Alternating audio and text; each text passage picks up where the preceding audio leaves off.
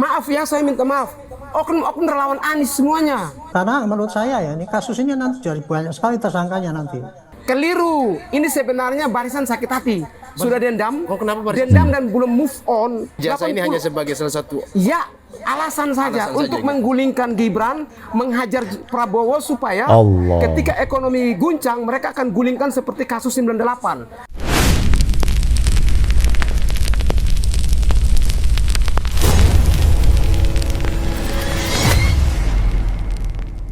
Hai, Anda kembali bersama saya lagi, Bang Bill.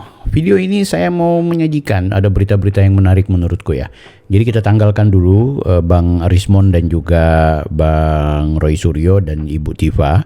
Biarin saja mereka dulu, tapi ini sekaligus berkaitan dengan mereka juga, yaitu penasehat Kapolri itu menegaskan bahwa bakal banyak yang bakal jadi tersangka terkait kasus ijazahnya Pak Jokowi ini. Bukan hanya mereka yang dipanggil kemarin ya, RS, TF, TT ya, TT dan K ya, Kurnia atau siapalah ya. Mungkin memang lebih etisnya kalau memang kita nggak sebut namanya, tapi ya mereka kok yang dipanggil kemarin. Ya pokoknya ini bukan cuma mereka, bakal banyak termasuk gerombolan TPUA, bisa saja sih kayaknya Amin Rais gitu. Atau siapa saja mereka yang kemarin-kemarin teriak-teriak menghina, melecehkan Pak Jokowi. Dan ini yang bilang adalah penasehat Kapolri guys.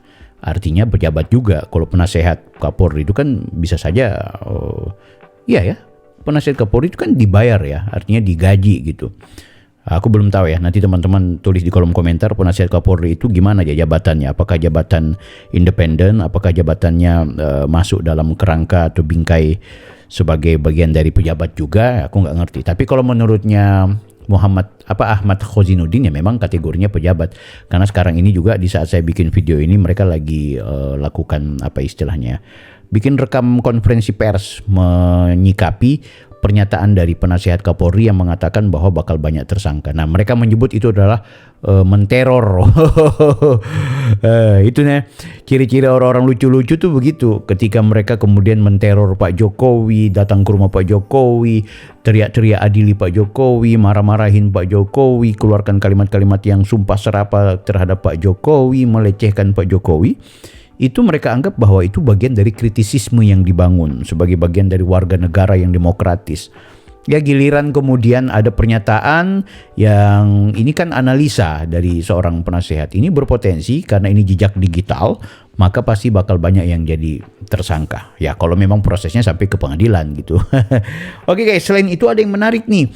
Ada salah seorang yang menjadi aktivis memperjuangkan Anies Baswedan, itu kemudian menyatakan sikap bahwa mereka itu ya Roy Suryo dan kawan-kawannya itu semua motivasinya adalah untuk bagaimana memakzulkan Gibran. Ijazah ini cuma alat saja dipakai untuk menjatuhkan seorang Gibran. Targetnya adalah bagaimana kemudian terjadi seperti peristiwa Soeharto yang diturunkan oleh rakyat. Nah, tapi caranya memang menggemboskan dulu namanya Jokowi, baru targetnya adalah Gibran. Tapi memang berbarengan dengan Prabowo katanya mereka. Ini menarik nih. Dan ini pernyataan dari salah seorang yang pernah menjadi koordinator aktivis yang memperjuangkan Anies Baswedan di KPU. Nah, dia juga ternyata yang ikut memberikan perjuangan dan ikut membela kepada emak-emak yang dipakai oleh Roy Suryo dan kawan-kawan ini, TPUA ini, untuk kemudian ikut demo ke sana kemari, bahkan naik bus datang ke Solo. Luar biasa. Nah, ini berita terakhir juga. Sangat disayangkan. Ini di kampung gue guys. Ada salah seorang profesor ya.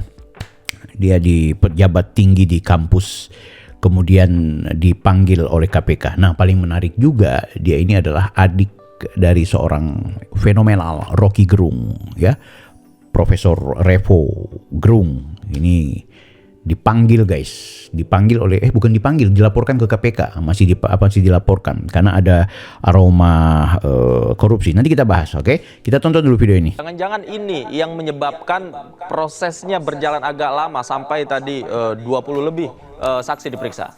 Nggak perlu buru-buru menetapkan tersangka itu. Karena menurut saya ya, ini kasus ini nanti jadi banyak sekali tersangkanya nanti. Nah,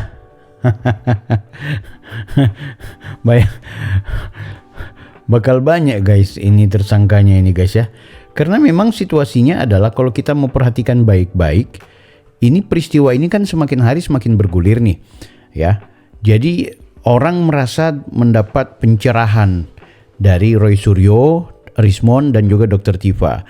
Terus ada gerakan tambahan, sudah banyak dukungan dari semua beragam elemen. Ini akhirnya kemudian orang-orang semakin merasa terinabobokkan ketika ada kelompok-kelompok warga yang memang anti juga kepada Pak Jokowi yang memberikan dukungan kepada mereka. Nah, semakin mereka mendapat dukungan, semakin merasa percaya diri untuk menyatakan ijazahnya Pak Jokowi palsu dengan segala analisa dan lain-lain sebagainya. Ini ya akhirnya kemudian banyak orang merasa percaya diri. Tokoh-tokoh tertentu yang biasanya sembunyi mulai muncul. Iya, itu ijazahnya palsu bla bla bla. Ini jejak-jejak digital mulai muncul lagi, guys. Ya. Jadi semakin banyak orang-orang yang berada di sekitaran dan lingkaran mereka ini terus mengumbar-ngumbar bahwa ijazahnya Pak Jokowi palsu sembari merendahkan seorang Pak Jokowi. Makanya tak heran katanya Pak penasehat Kapolri bahwa yang namanya peristiwa ini akan banyak menelan tersangka. Wih, sakit hati tuh si Ahmad. Oke, kita nggak mau dengar si Ahmad guys ya. Aku mau beralih aja. Tapi yang jelas intinya aku setuju dengan kata Pak penasehat Kapolri tadi bahwa kalau ini memang proses berlanjut menuju sampai ke pengadilan atau sampai kemudian pada proses penyidikan dan juga memang tahapan di kepolisian dikelola dengan rasional, maka aku yakin bakal banyak tersangkanya guys. Kita ke berita selanjutnya ya. Kita langsung saja ke ini. Aku kepingin kita nonton nasihat dari salah seorang yang mantan aktivisnya pembela Anies Baswedan yang kini berjuang untuk membela Jokowi, dan dia juga menganggap bahwa semua yang berkaitan dengan ijazah ini cuma ya alat yang dipakai untuk kemudian mendowngrade seorang Gibran Rakabuming Raka. Keliru. Ini sebenarnya barisan sakit hati. Sudah dendam. Oh, kenapa barisan? Dendam dan belum move on. Dulu saya pernah sama-sama dengan mereka. Oh gitu. Saya ada di sama-sama. dalam Fufu Fafa. Oh, oke. Gulingkan Jokowi kan saya sama-sama. Tapi karena permainan mereka ini sudah terlalu berlebihan. Negara luar sementara memikirkan bagaimana ini negara mereka tuh akan maju, kita masih berkelahi gara-gara ijazah. Dari situ sudah sekitar 4 bulan saya keluar dari tim mereka, saya sendiri lawan mereka kembali. Karena bagi saya mereka mengklaim menuding yang tidak berdasar dan tidak berdata. Yang terlibat dalam itu kan Pak Rosuryo dan teman-temannya. Ya. Ada yang lain lagi itu. Banyak. Itu ibu-ibu, maaf ya saya minta maaf, oknum-oknum relawan Anies semuanya. Iya. Berarti di balik proyek ijazah ini ada relawan Anies gitu. Oknum-oknum, tidak semuanya yang sakit hati dengan Jokowi, yang dibawa oleh Kojenudin, dibawa oleh Rosyuro dan kawan-kawan untuk aksi di UGM, aksi di mana-mana. Ini orang-orang, coba Om Irjen tanya, kenal Frit Alorboy tidak? Waktu demo di KPU, saya yang pimpin mereka, saya yang korlap. Gulingkan Jokowi di depan KPU, Bawaslu, DPR. Saya korlap utama, demo pertama, demo kedua, ketiga baru saya lepas, saya kasih ke orang lain. Itu grup namanya Civil, sekarang mereka sudah buat namanya koalisi. Itu dari dasarnya. Koalisi apa? Yang itu koalisi yang di grup ada Om Rui Suryo dan sebagainya. Apa saya lupa grup itu. Koalisi Merdeka kah? Koalisi Kemerdekaan apa demokrasi kah? Apakah? Itu sebelum grup itu muncul, terlebih dulu civil society. Kami yang buat, saya yang punya gagasan. Ide pertama. Berarti ini murni pasukan sakit hati Barisan membenci sakit Jokowi hati. begitu. Itu orang-orang tuh. Ijazah ini hanya sebagai salah satu alasan saja untuk menggulingkan Gibran, menghajar Prabowo supaya ketika ekonomi guncang mereka akan gulingkan seperti kasus 98. Target mereka Prabowo digulingkan, Gibran digulingkan. Guys, itu ya. Di beberapa videoku sebelumnya juga memang sudah kusampaikan bahwa semua ini motivasinya adalah motivasi untuk kemudian menggulingkan Prabowo Gibran, bukan cuma Gibran kan gitu. Targetnya memang kucilkan dulu Jokowi, baru kemudian Gibran, nah baru pelan-pelan hajar ke Prabowo. Ini bayangkan kalau sekedar Bang Bill, Mas Agri, apa lagi ya, Vicky, Khairun Imam, teman-teman YouTuber Nusantara lainnya, Ujang, DJ ya. Semua mereka, kalau kemudian mereka yang bicara bahwa ini adalah ante-ante Anies Baswedan yang kemudian belum move on, ya itu biasa, berarti tuduhan karena memang pihak lawannya Anies pasti akan berasumsi. Tapi ini orang yang pernah menjadi pentolannya Anies, guys. Ya, menjadi pentolannya Anies yang mengemukakan bahwa yang namanya perjuangan untuk kemudian menghajar Pak Jokowi dalam konteks ijazah itu cuma alat saja.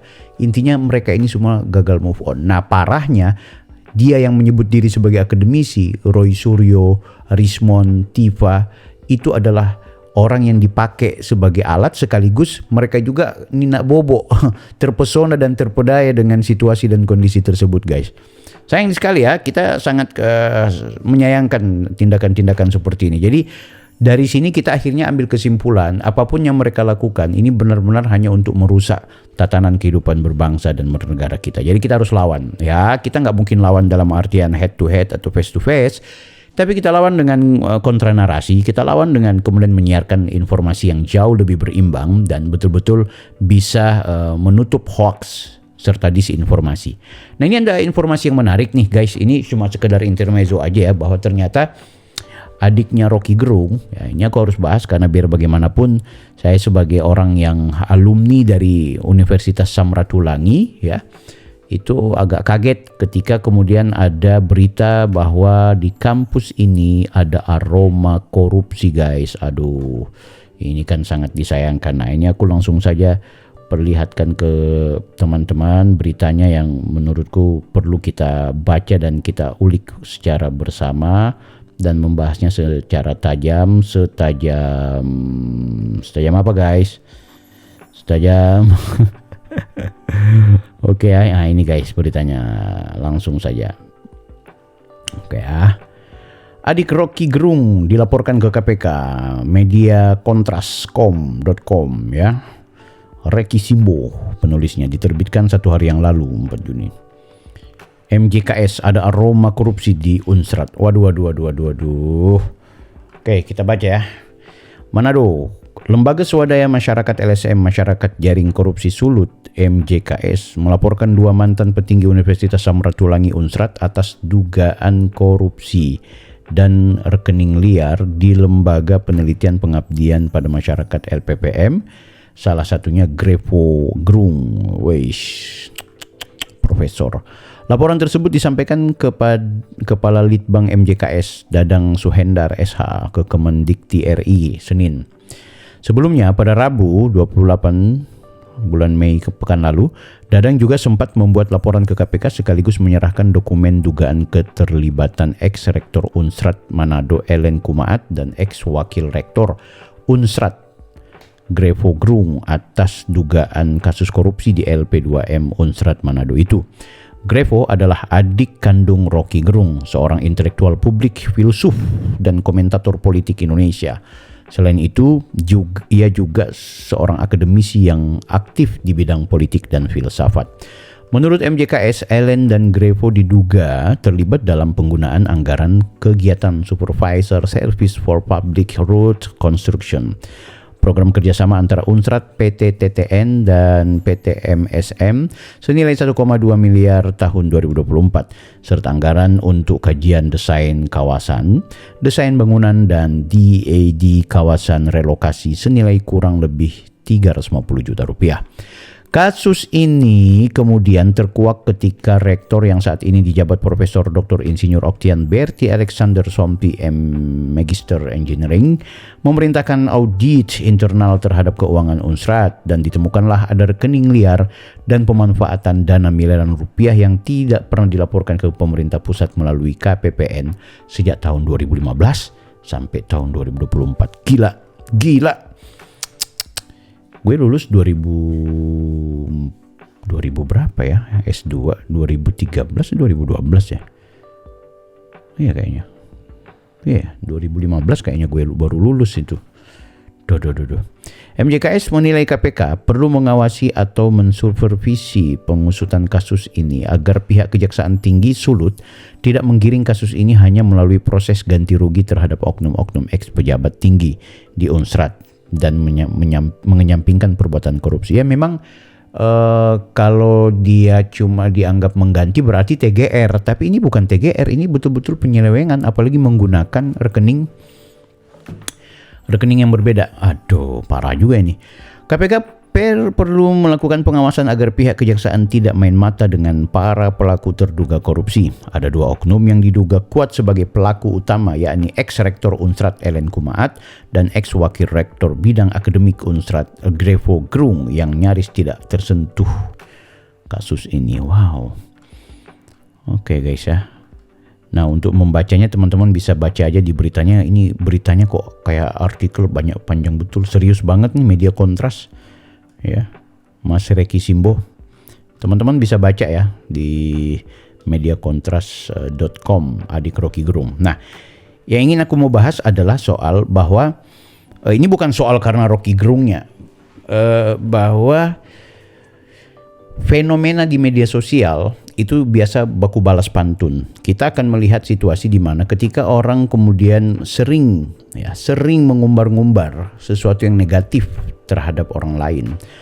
Mungkin juga atas nama kritisisme, atas nama ilmu pengetahuan, atas nama akademik. Tapi yang jangan dilupakan adalah ketika itu bermain di ruang publik dan berpotensi tidak benar, ya syukur-syukur kalau benar, sebagai kritik is okay. Itu biasanya dia menelan korban kembali, atau yang diistilahkan senjata makan tuan kah istilahnya. Ada juga istilah tabur tuai.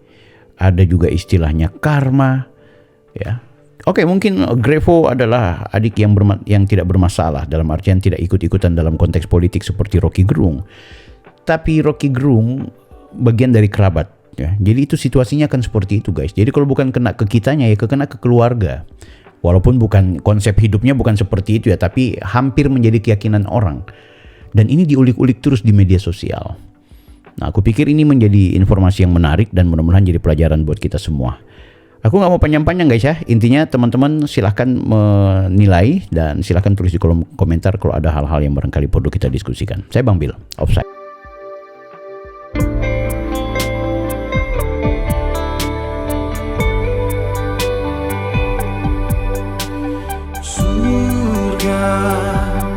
Jalannya ada di dunia.